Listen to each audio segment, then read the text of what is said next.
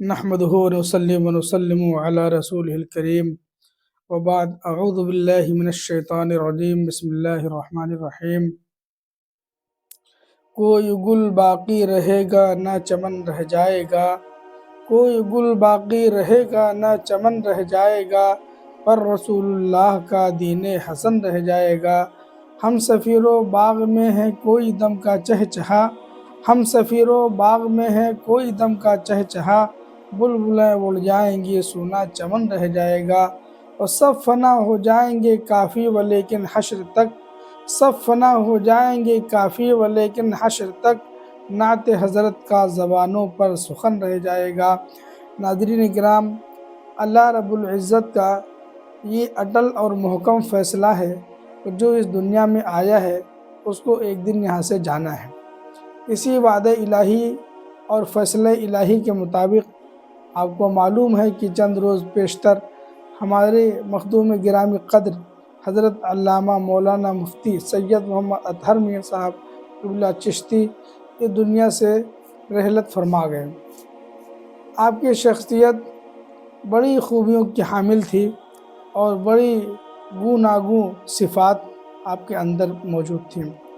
ناظرین کرام، حضرت مفتی میاں صاحب قبلہ اپنے وقت ایک عبقری عالم دین تھے اور فقیہ و مفتی تھے۔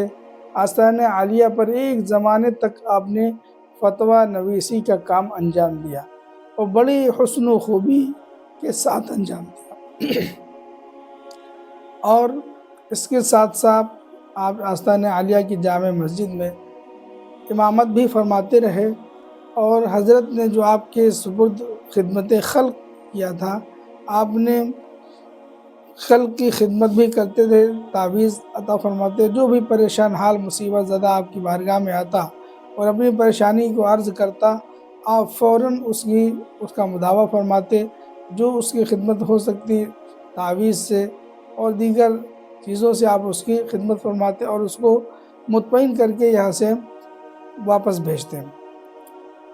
وہاں فضل و کمال، آپ ایک عظیم شخصیت، عظیم خاندان کے فرد تھے اور بڑے مقام و مرتبہ کے حامل تھے۔ اس کے باوجود نہایت سادہ اور نہایت کم گو، خاموش مزاج اور متواضع، عاجز و انکساری کے پیکر تھے۔ کوئی چھوٹا سے چھوٹا ہو، بڑا سے بڑا ہو، سب سے آپ یکساں ملا کرتے تھے، اور نہایت حسن اخلاق کے پیکر۔ آپ کا اخلاق بہت اچھا تھا، نہایت شاندار اور نہایت عمدہ اخلاق کے مالک تھے۔ کوئی بھی آپ کی خدمت میں پہنچتا، خندہ پیشانی کے ساتھ اس سے ملاقات کرتے، خیریت پوچھتے، چاہے وہ اپنا معاصر ہو، اپنے سے بڑا ہو یا اپنے سے چھوٹا ہو، سب سے یکساں آپ ملا کرتے تھے۔ اور اس کے ساتھ ساتھ فرائض و واجبات، عبادات کے بڑے پابند، جماعت کے ساتھ نماز پڑھنا آپ کا محبوب مشغلہ تھا۔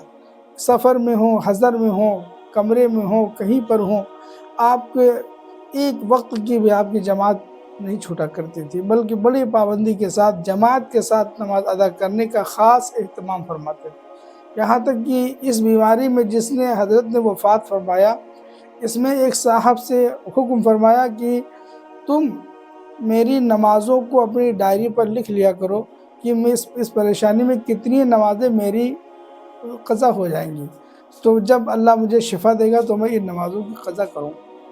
اس قدر آپ نماز کے پابند تھے، اور تلاوت قرآن کریم تو اس قدر فرمایا تھے کہ گویا آپ قرآن کریم کے عاشق تھے۔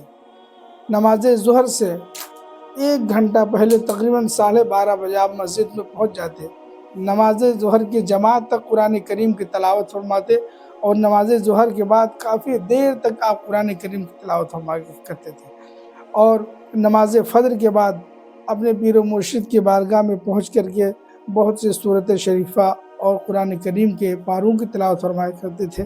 اس طرح دن کے بہت کافی وقت میں آپ قرآن کریم کی تلاوت فرمایا کرتے تھے۔ درود پاک پڑھنے کے اس قدر عاشق دار تھے کہ عصر سے مغرب تک آپ کا مستقل معمول تھا کہ آپ درود پاک پڑھا کرتے تھے۔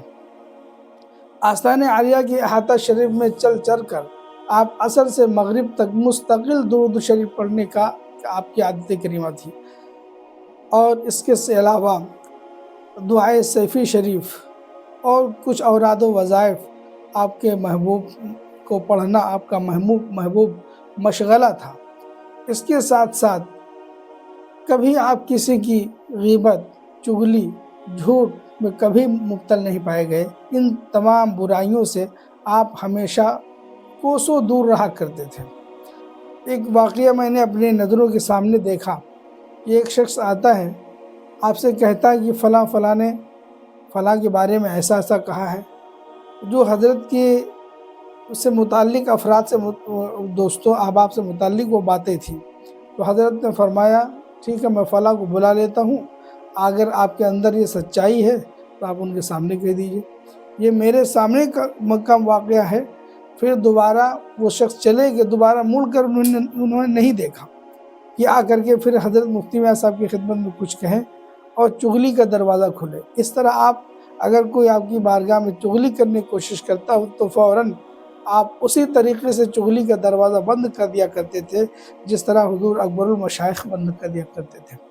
اور غیبت کے بارے میں تو امام بخاری نے فرمایا تھا کہ انشاءاللہ اللہ سے مجھے امید ہے کہ غیبت کے بارے میں اللہ تعالیٰ میری گرفت نہیں فرمائے گا، اور میرا جو حضور مفتی میاں صاحب سے 22 سال کا تجربہ رہا ہے، ان کی بارگاہ میں اٹھنے بیٹھنے کا شرف ملا ہے مجھے، اس تجربے کی روشنی میں میں پورے دعوے کے ساتھ کہتا ہوں کہ اس گناہ میں انشاءاللہ ہمارے مخدوم گرامی سے بھی کوئی حساب نہیں ہوگا۔ اتنی پاکیزہ زندگی آپ نے گزاری ہے۔